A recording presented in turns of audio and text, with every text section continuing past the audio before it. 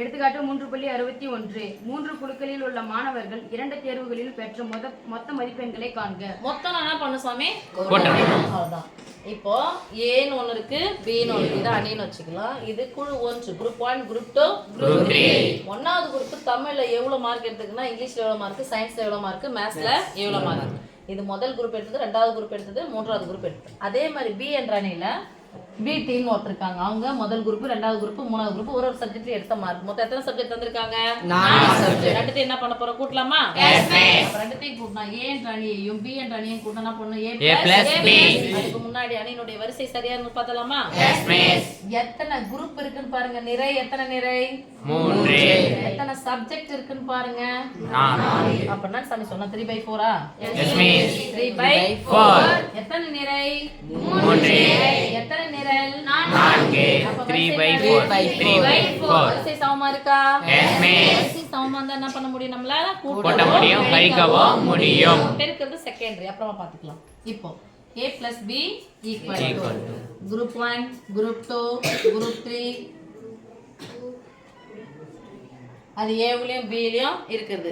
அதை போடணும் கூட அவசியம் இல்லை. குரூப் 1 கூட விட்டலாமா? முதல்ல தமிழ் மார்க்கு, அதுல தமிழ் மார்க் அப்படியே சொல்லுங்க பார்க்கலாம். 22 + 20 15 + 38 14 + 15 23 + 40.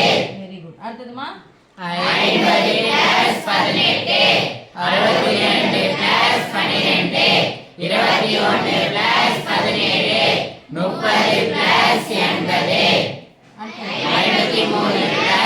+ 81 80 + 47 32 + 52 40 + 18.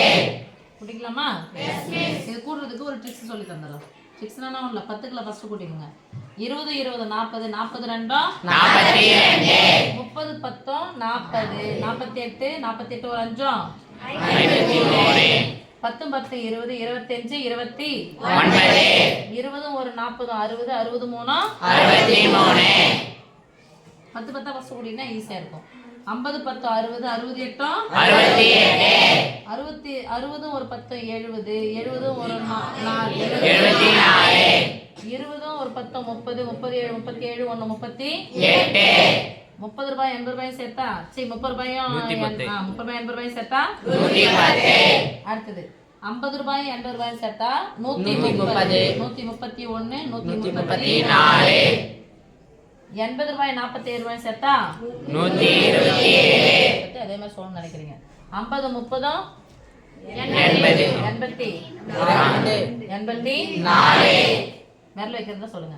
40 10 57 மிஸ் எனக்கு அப்படிலாம் பயமா இருக்கு. கடைசி நம்பர் சேருங்க. 10வது ஸ்தானம் 10வது ஸ்தானம் 1வது ஸ்தானம் 1வது ஸ்தானம் மீதி இருந்தா வச்சுக்கோங்க. Okay yes miss. இது மாதிரி போட்டுக்கோங்க, சரியா போயிடும்.